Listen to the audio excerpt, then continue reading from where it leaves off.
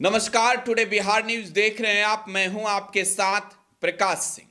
बिहार चुनाव के नतीजे आने के बाद बिहार में ये चर्चा है कि लालू प्रसाद यादव, तेजस्वी यादव, राबड़ी देवी सहित उनके करीबियों से अब बदला लेने की बारी आ गई है। भाजपा जेडीयू की जो सरकार है बिहार में, वो लालू प्रसाद यादव और तेजस्वी यादव के खिलाफ इस बार पूरी तरीके से एक्शन मोड में है। ऐसे में चर्चा देश की राजधानी दिल्ली के राउज एवेन्यू कोर्ट में चल रही लैंड फॉर जॉब स्कैम के मामले में सुनवाई को लेकर भी है। बिहार में एक और जहां राबड़ी देवी को ये निर्देश दिए गए कि राजधानी पटना के 10 सर्कुलर रोड वाले जिस बंगले में वो रह रही है उस बंगले को खाली कर दिया जाए, तो दूसरी ओर राउज एवेन्यू कोर्ट में भी लगातार जो सुनवाई होनी है वो सुनवाई टलते जा रही है। सीबीआई लालू प्रसाद यादव और राबड़ी देवी सहित तेजस्वी यादव के खिलाफ लैंड फॉर जॉब स्कैम के मामले में स्थिति वेरीफाई अब तक नहीं कर पाई है। और ऐसे में अब चर्चा का विषय यह है कि आखिरकार लालू यादव, तेजस्वी यादव और राबड़ी देवी के खिलाफ चल क्या रहा है। बिहार में सरकार के मन में क्या है। दिल्ली में बैठी सरकार लालू यादव और राबड़ी देवी सहित तेजस्वी यादव को लेकर क्या सोच रही है। इन तमाम चर्चाओं के बीच बिहार की राजनीतिक खबरों पर भी आज हम चर्चा करेंगे। शुरुआत करेंगे लालू प्रसाद यादव के उस बंगले की, जो बंगला राबड़ी देवी के नाम पर आवंटित है, जिस बंगले में बिहार के पूर्व मुख्यमंत्री लालू प्रसाद यादव भी रहते हैं, जिस बंगले की पहचान बिहार में उस राजनीतिक जमी के रूप में है जिस आवास का नाम ही राबड़ी देवी के नाम पर 10 सर्कुलर रोड स्थित राबड़ी आवास कहा जाता है। राबड़ी आवास जहां तेजस्वी यादव का बचपन बीता, राबड़ी आवास जहां बैठकर लालू प्रसाद यादव ने बिहार के चुनाव को लेकर तमाम बड़ी रणनीति बनाई, राबड़ी आवास जहां से तेजस्वी यादव ने अपने राजनीतिक पारी की शुरुआत की, वो राबड़ी आवास आज की तारीख में इस वजह से सुर्खियों में है क्योंकि सरकार साफ तौर पर उस आवास को खाली कराने के मूड में है। और यही वजह है कि भवन निर्माण विभाग के ओर से नोटिस जो है वो राबड़ी देवी के नाम जारी किया गया और ये आदेश दिए गए हैं कि इस आवास को खाली कर दिया जाए। हालांकि इसके बदले में एक आवास आवंटित किया गया है राबड़ी देवी के नाम पर, लेकिन 10 सर्कुलर रोड वाले आवास में अब नहीं रहने दिया जाएगा। इसका सीधा मायने यह है कि बीजेपी जेडीयू अब चुन चुन कर बदला ले रही है।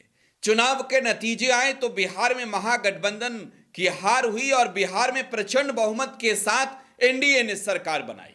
सीधे तौर पर यह माना जा रहा है कि यह बदले की राजनीति की वो पहली तस्वीर है, जो तस्वीर लालू यादव के घर को खाली करा करके लिया जाएगा, जो तस्वीर बिहार की जनता को दिखाया जाएगा कि देखो, जब हम सरकार में आए तो हमने लालू यादव के उस घर को खाली करा दिया जिस घर में लालू यादव अपने परिवार के साथ वर्ष 2005 से रह रहे हैं।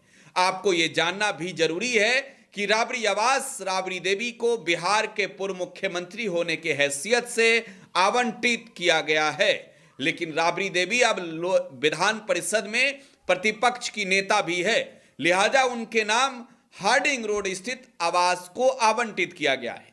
देखना यह होगा कि तारीखें नजदीक आ रही है और ऐसे में राबड़ी देवी वो घर खाली करती है या नहीं। उनके समर्थक सीधे तौर पर यह कह रहे हैं कि बदले की भावना से जो सरकार कर रही है, सरकार की मंशा स्पष्ट रूप से दिख रही है। हर परिस्थिति में वो लालू यादव और उनके पार्टी के साथ खड़े हैं। लेकिन इस राबड़ी आवास के बारे में यह भी जानना जरूरी है कि आज की तारीख में आरजेडी के सबसे बड़े चेहरे यानी तेजस्वी प्रसाद यादव की वो राजनीतिक घर भी है जिस घर से तेजस्वी ने राजनीति के कखारा सीखे हैं। तेजस्वी यादव ने जिस घर से राजनीति की शुरुआत की है, इसी घर से तेजस्वी यादव 2015, 2020 और 2025 के चुनाव में नामांकन देने गए। राघोपुर के विधायक के तौर पर तेजस्वी को जब भी जीत मिली, इसी बंगले से तेजस्वी यादव यानी 10 सर्कुलर रोड वाले बंगले से वो हर बार निकलते हैं। मतलब ये कि तेजस्वी यादव भी अपने परिवार के साथ इसी बंगले में रहते हैं। तो बंगले की राजनीति तो बिहार में चल ही रही है। चर्चा इसकी हो ही रही है। इन सब से इतर एक चर्चा है दिल्ली के राउज एवेन्यू कोर्ट में चल रही लैंड फॉर जॉब स्कैम के मामले की सुनवाई की। दरअसल लालू प्रसाद यादव पर यह आरोप है कि जब वो देश के रेल मंत्री रहे तब रेलवे में बिना विज्ञापन के नियुक्तियां की गई और इसके बदले सस्ते कीमत पर महंगे कीमत की जमीन अपने नाम लिखवा लिया। लालू यादव पर यह आरोप है कि लैंड फॉर जॉब स्कैम में लालू यादव ने नौकरी के बदले जमीन लिया और इस पूरे मामले को लेकर सीबीआई कोर्ट गई और कोर्ट में इस पूरे मामले की सुनवाई चल रही है।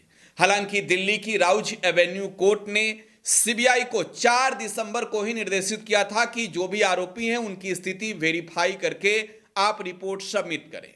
8 दिसंबर को भी सीबीआई इस पूरे मामले में स्थिति वेरीफाई नहीं कर पाई। 15 दिसंबर अब जो इस पूरे मामले के सुनवाई की तारीख है वो निर्धारित की गई है। अब 15 दिसंबर को राउज एवेन्यू कोर्ट में सीबीआई के ओर से जो दबाव दाखिल किया जाएगा इस पर सबकी निगाहें टिकी है। लेकिन सवाल यह कि लालू यादव तो रेल मंत्री 2005 से लेकर 2009 के बीच रहे, फिर यह मामला इतने लंबे समय के बाद क्यों शुरू हुआ? दरअसल केंद्र की सरकार जब से नरेंद्र मोदी के नेतृत्व में बनी है तो एक एक विरोधी उनके निशाने पर हैं और उनमें एक निशाना लालू प्रसाद यादव पर भी है। लालू यादव पर लैंड फॉर जॉब स्कैम के मामले में यह कोई पहली सुनवाई नहीं हो रही है। लैंड फॉर जॉब स्कैम के मामले में लालू यादव और उनके परिवार की ओर से कई बार ये बयान दिए गए हैं कि ये लोग सारे जांच कर लेते हैं, कुछ नहीं मिलता है और लैंड फॉर जॉब स्कैम सिर्फ और सिर्फ परेशान करने का एक जरिया है। आरोपी पक्ष यानी लालू यादव के पक्ष के ओर से कई दफे ये कहा गया है कि राजनीति से प्रेरित होकर यह पूरी कार्रवाई की जा रही है। मतलब दिल्ली की सरकार बिहार में लालू यादव और उनके लोगों को परेशान लैंड फॉर जॉब स्कैम के नाम पर सीबीआई के द्वारा करवा रही है। केंद्रीय जांच एजेंसियों के कई दफे रेड ने यह सवाल भी उठाए कि land for job IRCTC scam जैसे मामले आखिरकार कब तक चलेंगे? क्या यह सब राजनीति से प्रेरित लग रहा है? अपनी प्रतिक्रिया कमेंट बॉक्स में बताइएगा। फिलहाल आप टुडे बिहार न्यूज के साथ बने रहें। धन्यवाद।